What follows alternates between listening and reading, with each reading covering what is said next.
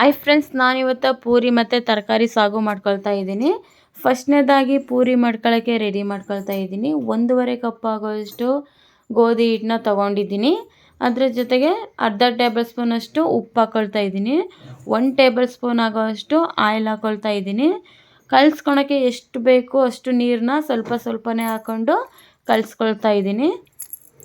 ಈ ರೀತಿ ಕಲಿಸ್ಕೊಂಡು ಇಟ್ಕೊಂಡಿದ್ದೀನಿ. ಒಂದು 20 ನಿಮಿಷ ರೆಸ್ಟ್ ಮಾಡೋಕೆ ಇಡೋಣ.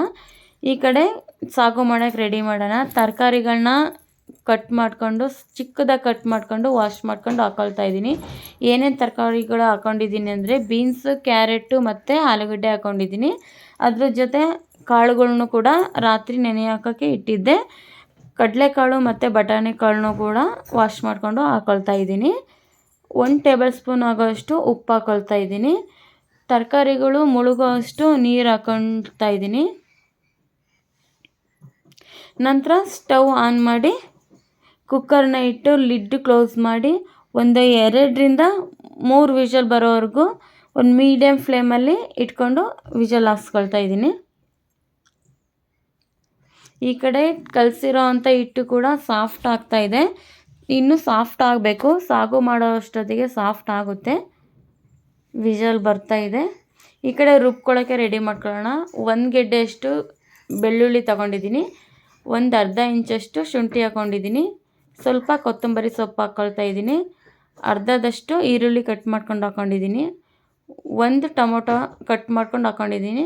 3ರಿಂದ 4 ಮೆಣಸು ಮತ್ತು ಲವಂಗ ಹಾಕ್ಕೊಂಡಿದ್ದೀನಿ. ಸ್ವಲ್ಪ ಚಕ್ಕೆ ಹಾಕ್ಕೊಂಡಿದ್ದೀನಿ, ಮಸಾಲೆ ಚಕ್ಕೆ. 1 ಟೇಬಲ್ ಸ್ಪೂನಷ್ಟು ಧನಿಯಾ ಪುಡಿ ಹಾಕ್ಕೊಂಡಿದ್ದೀನಿ. 1.5 ಟೇಬಲ್ ಸ್ಪೂನಷ್ಟು ಅಚ್ಕಾರ ಪುಡಿ ಹಾಕ್ಕೊಳ್ತಾ ಇದ್ದೀನಿ. ನಾನಿಲ್ಲಿ ಹಸಿಮೆಣ್ಸಿಕಾಯಿ ಯೂಸ್ ಮಾಡ್ತಿಲ್ಲ, ಸೊ ಹಾಗಾಗಿ ಅಚ್ಕಾರದ ಪುಡಿ ಹಾಕ್ಕೊಂಡಿದ್ದೀನಿ. ಸ್ವಲ್ಪ ನೀರು ಹಾಕ್ಕೊಂಡು ರುಬ್ಕೊಳ್ಳೋಣ. ಈ ಕಡೆ ಒಗ್ಗರಣೆ ರೆಡಿ ಮಾಡ್ಕೊಳ್ಳೋಣ. 3ರಿಂದ 4 ಟೇಬಲ್ ಸ್ಪೂನಷ್ಟು ಎಣ್ಣೆ ಹಾಕ್ಕೊಂಡಿದ್ದೀನಿ. ಎಣ್ಣೆ ಬಿಸಿ ಆದಮೇಲೆ ಸಾಸಿವೆ ಹಾಕ್ಕೊಳ್ತಾ ಇದ್ದೀನಿ.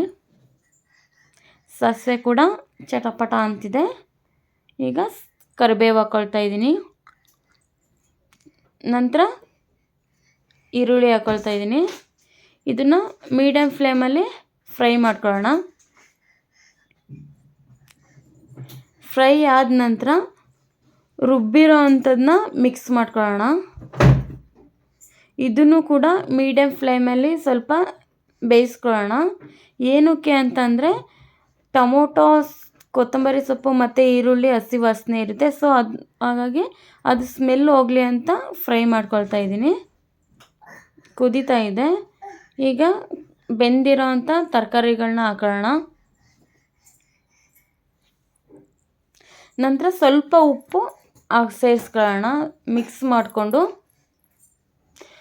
ಯಾಕೆಂದರೆ ಸ್ವಲ್ಪ ಏಕೆ ಅಂತಂದರೆ ಫಸ್ಟೇ ಉಪ್ಪು ಹಾಕೊಂಡು ಬೇಯಿಸ್ಕೊಂಡಿರ್ತೀವಿ. ಸೊ ಹಾಗಾಗಿ ಸ್ವಲ್ಪ ಹಾಕ್ಕೊಳ್ಳೋಣ. ಲಾಸ್ಟಲ್ಲಿ ಕೊತ್ತಂಬರಿ ಸ್ವಲ್ಪ ಕಟ್ ಮಾಡಿ ಹಾಕ್ಕೊಳ್ಳೋಣ. ಅರ್ಧ ಟೇಬಲ್ ಸ್ಪೂನಷ್ಟು ತುಪ್ಪ ಇದ್ದರೆ ಹಾಕ್ಕೊಳ್ಳಿ. ನಾನಿದೆ ಸೊ ಹಾಕ್ಕೊಳ್ತಾ ಇದ್ದೀನಿ. ಮಿಕ್ಸ್ ಮಾಡ್ಕೊಳ್ಳೋಣ.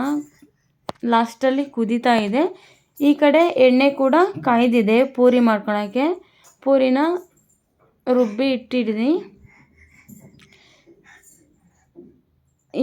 ಆ ಎಣ್ಣೆ ಒಳಗೆ ಹಾಕಿದ ತಕ್ಷಣ ಈ ರೀತಿ ಎಣ್ಣೆನ ಅದ್ರ ಮೇಲೆ ಹಾಕಿದರೆ ತುಂಬ ಚೆನ್ನಾಗಿ ಉಬ್ಬಿ ಬರುತ್ತೆ. ನಾನು ಸ್ವಲ್ಪ ಹೈ ಫ್ಲೇಮಲ್ಲಿ ಇಟ್ಟಿದ್ದೆ, ಸೊ ಒಂದು ಸ್ವಲ್ಪ ಒತ್ತೋಗಿದೆ, ಕರ್ರಗಾಗಿದೆ. ಮೀಡಿಯಮ್ ಫ್ಲೇಮಲ್ಲಿ ಇಟ್ಕೋಬೇಕು. ನಾನು ಮಿಸ್ಸಾಗಿ ಹೈ ಫ್ಲೇಮಲ್ಲಿ ಇಟ್ಟಿದ್ದೆ, ಮರ್ತೋಗಿತ್ತು.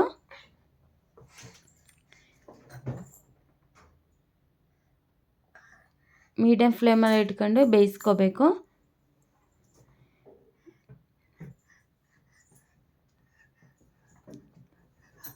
ಪೂರಿಗಳು ಇಷ್ಟು ಸಾಫ್ಟಾಗಿ ಬರುತ್ತೆ. ಅದ್ರ ಮೇಲೆ ಯಾವಾಗಲೂ ಬೇಯುವಾಗ ಅದ್ರ ಮೇಲೆ ಎಣ್ಣೆ ಈ ಥರ ಹಾಕಿದರೆ ಚೆನ್ನಾಗಿ ಬರುತ್ತೆ.